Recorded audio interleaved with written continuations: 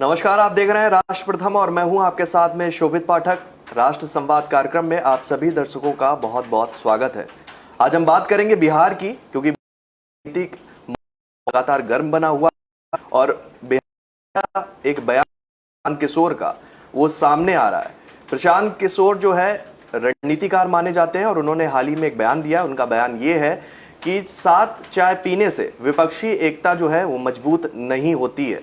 सीधा जोड़कर देखा जाए के ऊपर मुद्दे पर हम सीधे डिजिटल एडिटर के पास। सर, इस बयान को लेकर क्या कुछ कहना चाहेंगे? ये बयान दो चीज़ें जो है अपने हम सब के सामने रखता है। एक तो ये है कि प्रशांत किशोर को अगर आप देख रहे हो पिछले 10-12 साल से अगर देख तो आप देखिए आमतौर पर करने से या पब्लिक स्टेटमेंट देने से बचते हैं। वो अब हमने सालों तक ये देखा कि वो पर्दे के पीछे वाली भूमिका है उनकी। जैसे कोई फिल्म बनती हो तो जो डायरेक्टर पीछे होता है उस तरह से वो काम करते रहते हैं। लेकिन अब हम देख रहे हैं अब कुछ देना उन्होंने जो इसको लेकर वो चर्चा में रहते हैं। अब ये क्यों हो रहा है ये भी एक समझने की बात है। हम सब ने देखा है कि प्रशांत किशोर और कांग्रेस के बीच 3 महीने पहले दोनों का मोह और प्रशांत किशोर जब छोड़ उसके बाद उन्होंने बहुत लंबे लंबे जगह पे दिए और अपने आप को लेकर सफाई भी दी कि नहीं, मैं तो ये मेरी को अपनी खास डिमांड नहीं थी, लेकिन जो सुझाव मैं देना चाहता था उस सुझाव पर अमल करने के लिए तैयार नहीं थी। कुछ न के रणनीति बनाएगा।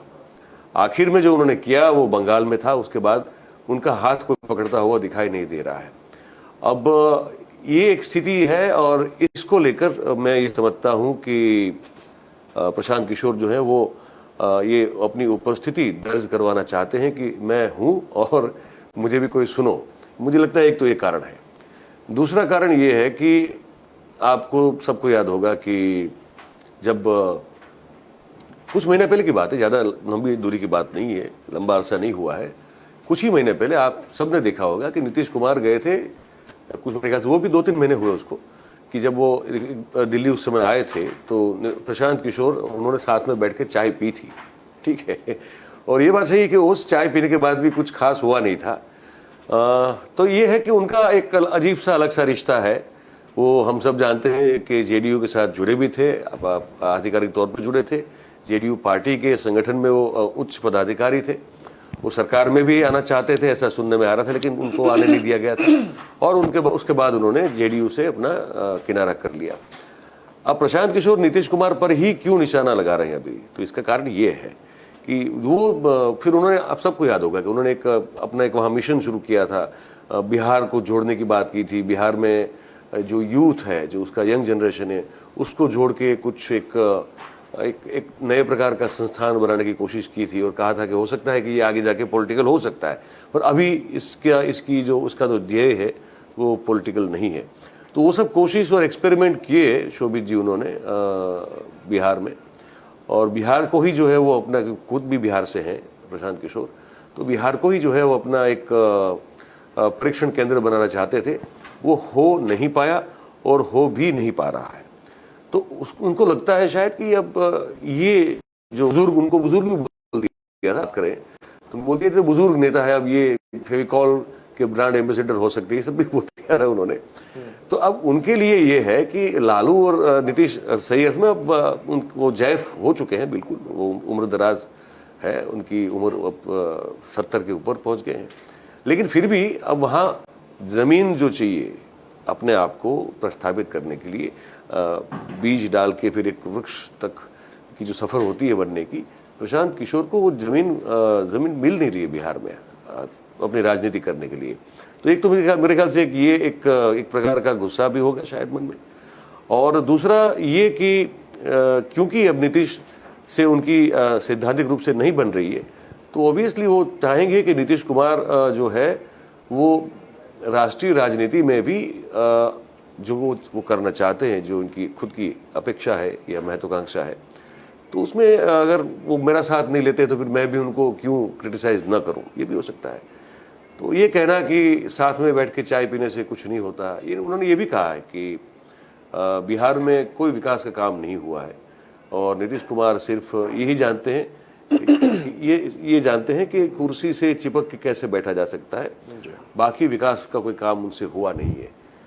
तो मुझे लगता है कि अब ये एक मैंने कहा उपस्थिति दर्ज करवाने की कोशिश है, दूसरा नीतीश कुमार तक ये संदेश भी भेजने की कोशिश है कि आपको ये न हो कि आपको बिहार में, क्योंकि आपने अब लालू जी के साथ हाथ मिला लिया, तो आपको रोकने टोकने वाला कोई है नहीं, या तो आपकी कोई टीका भारतीय जनता पार्टी तो करेगी पॉलिटिकली, लेकिन एक रणनीतिकार के तौर पर कोई कर सकता है तो वो मैं हूं और मैं ये करता रहूंगा। एक मैसेज भी शायद उन्होंने इस जो लगातार टिप्पणियां कर रहे हैं उनके खिलाफ, तो मुझे लगता है कि ये दो चीजें जो है वो उसमें शामिल होती है जो वो लोगों तक और नीतीश कुमार तक पहुंचाना चाहते हैं।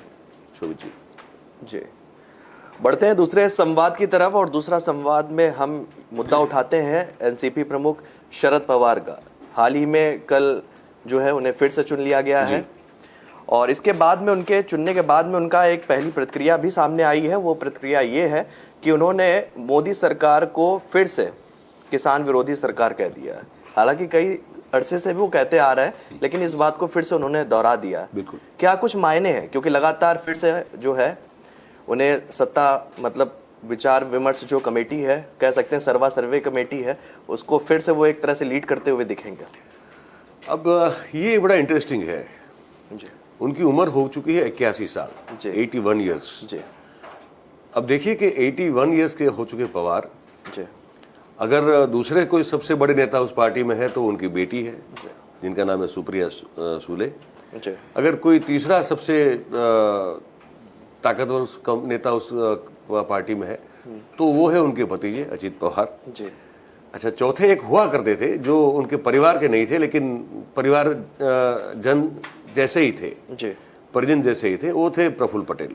जी, अब आप उसके बाद कोई देखिए, आपको इतनी पार्टी, ये पार्टी जो महाराष्ट्र से ही पनपी है, वहीं की है, और उसका व्याप जो है वो भी महाराष्ट्र के बाहर थोड़ा बहुत 3 या 4 सीट तक वो पहुंचे थे विधानसभा गुजरात में, पर उससे ज्यादा आपको कहीं वो देखने को मिलते नहीं है। तो ये एक प्रादेशिक पार्टी है, ठीक है।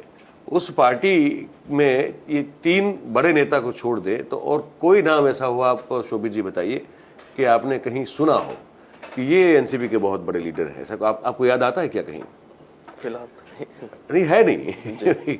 आप कहेंगे कि नवाब मलिक, हाँ वो है, ठीक है। नवाब मलिक कोई पार्टी चलाने की हैसियत रखते हैं क्या एनसीपी को?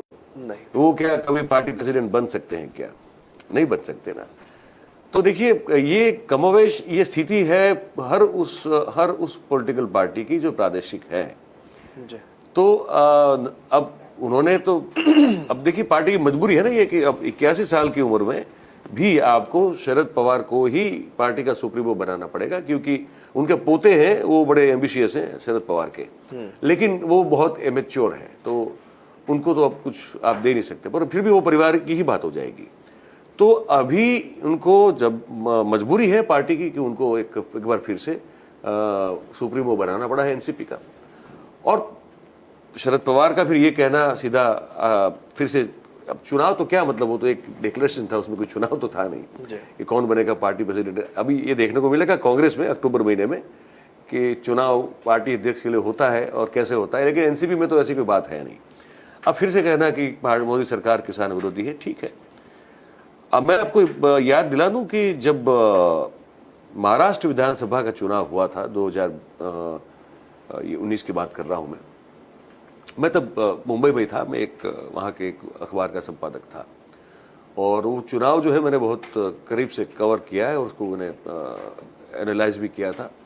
उस चुनाव में जहाँ से बारामती इलाका और इसके आसपास का जो गन्ना उगाने वाला क्षेत्र है पूरा, जहाँ से आते हैं शरद पवार, उससे पहले आप सबको अगर याद हो कि ना हो, लेकिन शरद पवार पर भी ईडी का प्रयोग किया गया था, और उसके बाद नरेंद्र भाई ने वहाँ कुछ सभाएं की थी जहाँ पे कुछ उस तरह के शब्द प्रयोग किए थे जिसको लेकर वहाँ की जनता, जो शरद पवार की घोर समर्थक, मतलब पक्की समर्थक, तो बड़ी नाराज भी हुई थी।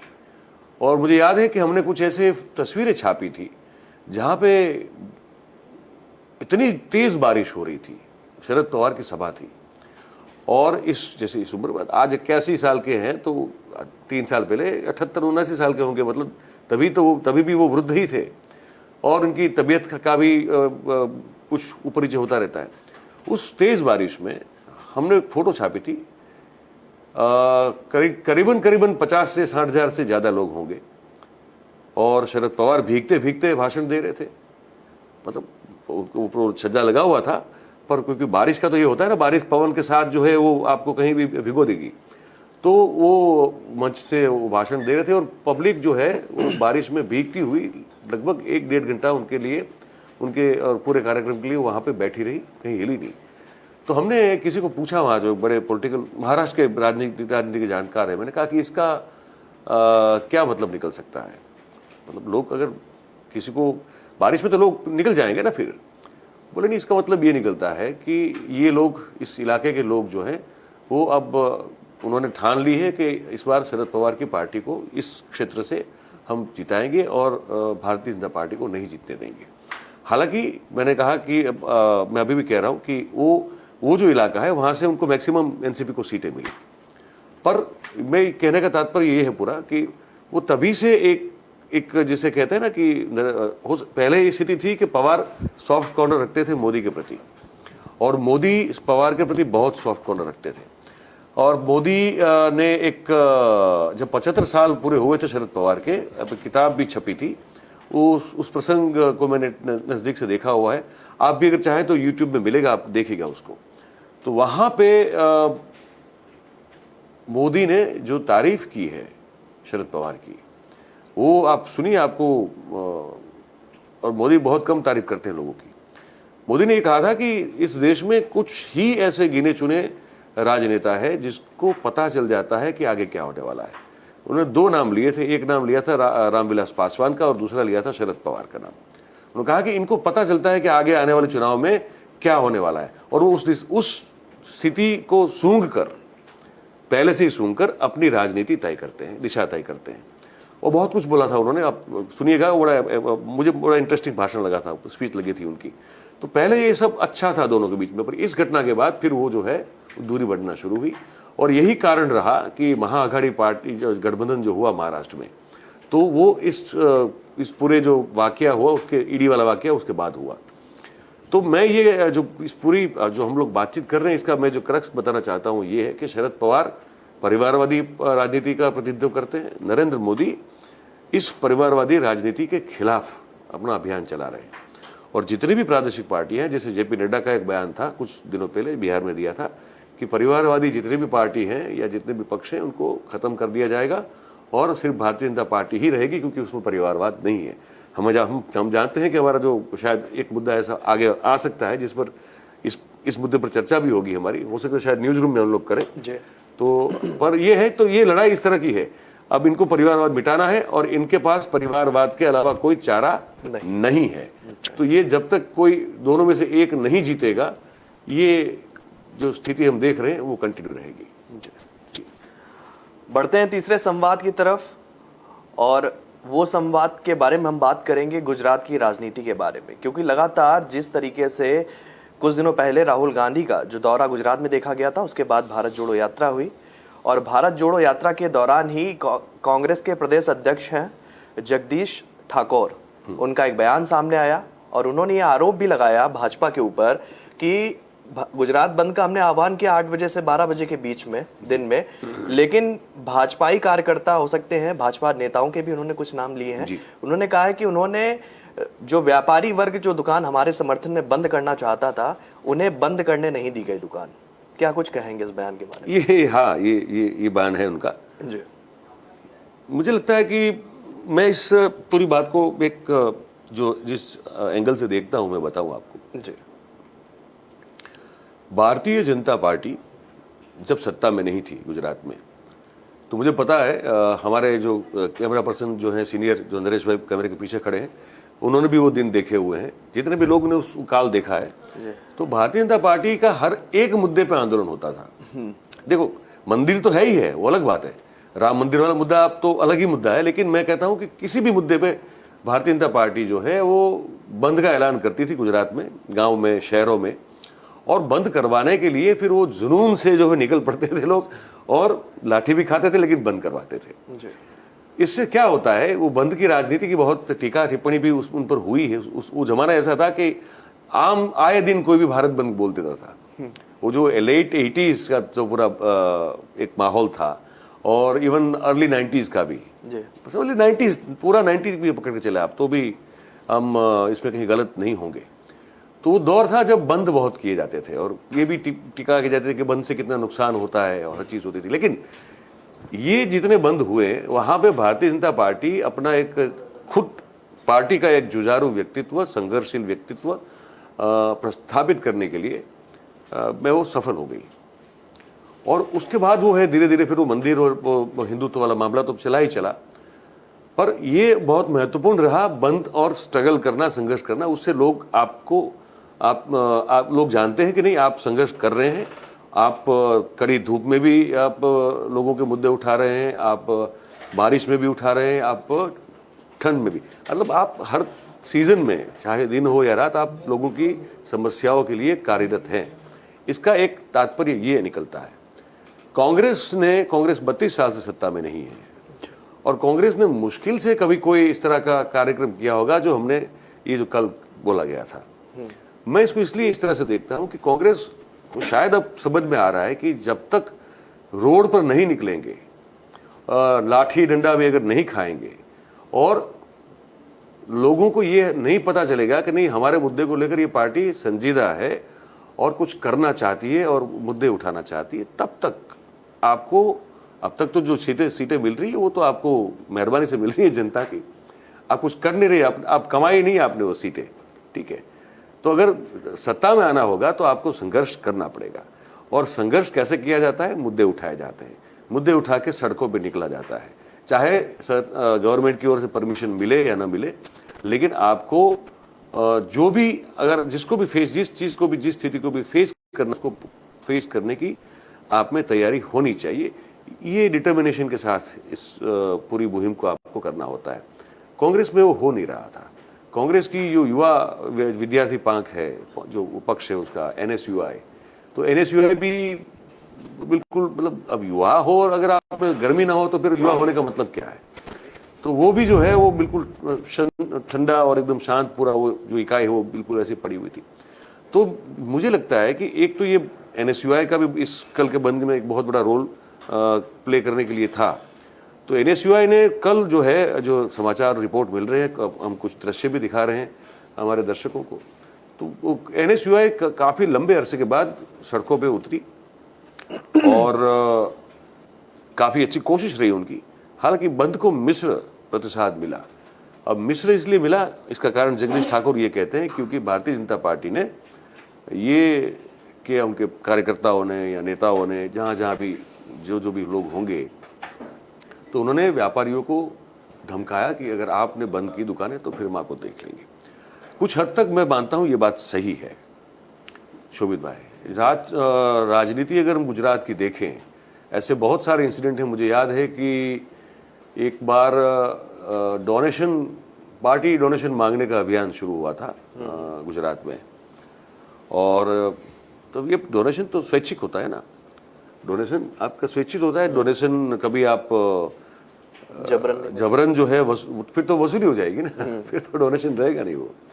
तो उन्होंने डोनेशन मांगना शुरू किया और पर्चे वर्चे सब बनाए गए थे, वो रसीद जो थी वो काट के दिया जाता था। तो मोरबी जो रीजन है गुजरात में, वो पूरा सिरेमिक इंडस्ट्रीज से लबालब वो है पूरा। 300 से ज़्यादा वहाँ पे ऐसी सिरेमिक इंडस्ट्रीज हैं जो बहुत सफल हैं, कुल तो 1000 से ऊपर है। और वो एक ऐसा शहर है जिसका आयोजन, टाउन प्लानिंग बहुत वाहियात है, लेकिन वहाँ कम से कम उस शहर में 300 से ज़्यादा अरबोपति रहते हैं। आपने देखा ऐसा कोई शहर, छोटा सा हो लेकिन 300 से ज़्यादा अरबोपति रहते हो वहाँ पे रहते हैं। और वहाँ के व्यापारियों ने और उस एसोसिएशन के प्रेसिडेंट ने, मुझे याद है कि कुछ चुनिंदा पत्रकारों को, जहाँ उनको लगता था कि शायद ये हमारी बात उठाएंगे, बताया था, मुझे भी एक उनका मैसेज आया था और कुछ और लोगों को भी गया था, और कहा कि यार हमको ये धमका रहे हैं कि पैसे नहीं देंगे तो बंद करवा देंगे, तुम्हारा काम ठप करवा देंगे, खत्म कर देंगे। मैंने कहा ऐसा थोड़ी कहता, कोई पॉलिटिकल पार्टी ऐसी बात नहीं करती। बोले नहीं कर रहे हैं। मैंने कहा अब ऐसे बोलोगे तो मैं उसको ले नहीं पाऊंगा, आपको कुछ प्रमाण देने पड़ेंगे, या तो आप लिख के दीजिए, एक व्यापन एक आवेदन पत्र लिख के दे दीजिए कि हम कोई तकलीफ हो रही है। तो फिर उन्होंने हिम्मत भी की थी और उन्होंने लिख के दिया था, जो हमने उस समय जो चलाया था। तो ये धमकी वाली बात या तो दबाने धमकाने वाली बात जो है, ये भारतीय जनता पार्टी कर सकती है, इसमें कोई दो राय नहीं है।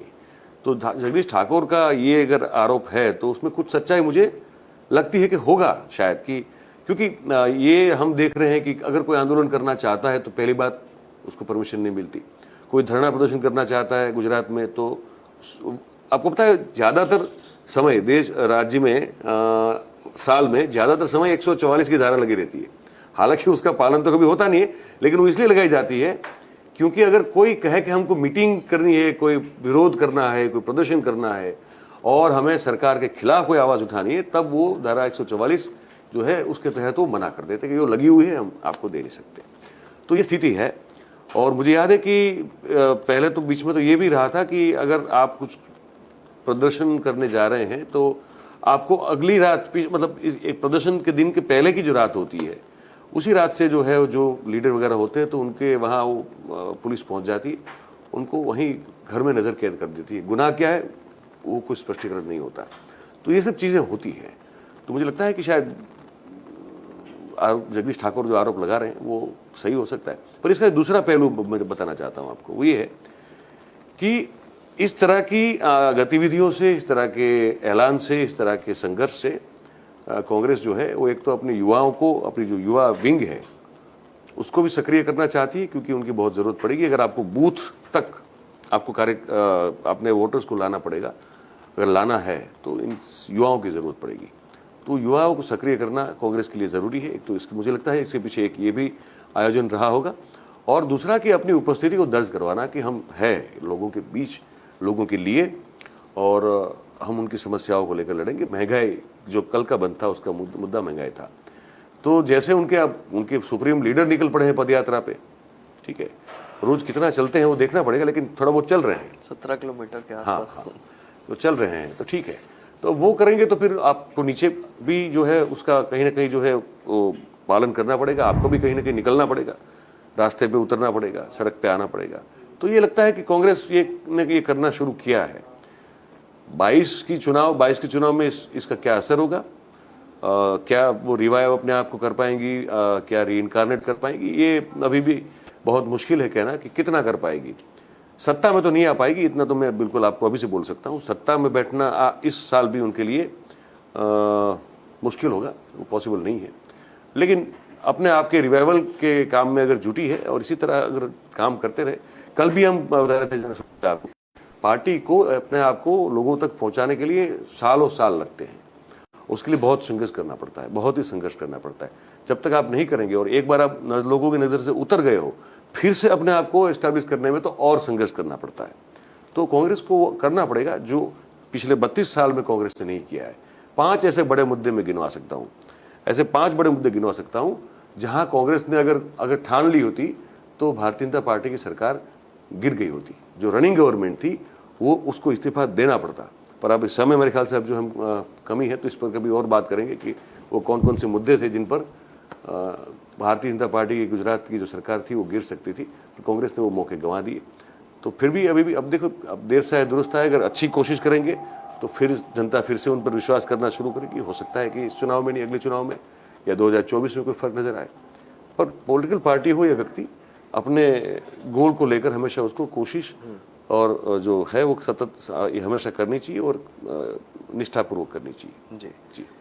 तो कह सकते हैं कि भारत जोड़ो यात्रा का असर कितना पड़ता है देश के ऊपर, ये तो आने वाला समय ही बताएगा। फिलहाल राष्ट्र संवाद कार्यक्रम में हमारे साथ इतना ही। हम दर्शकों को बताना चाहेंगे कि देश से दुनिया से जुड़ी हुई तमाम खबरें जो हैं वो हमारी वेबसाइट www.kalamkartavya.com पर आप जाकर देख सकते हैं। खबरों के बारे में रूबरू भी हो सकते हैं। तो फिलहाल हमें दीजिए इजाज़त। कल हम इसी समय यानी कि 11:30 से 12 बजे के बीच में आप सभी के सामने फिर से हाजिर होंगे। तब तक के लिए नमस्कार।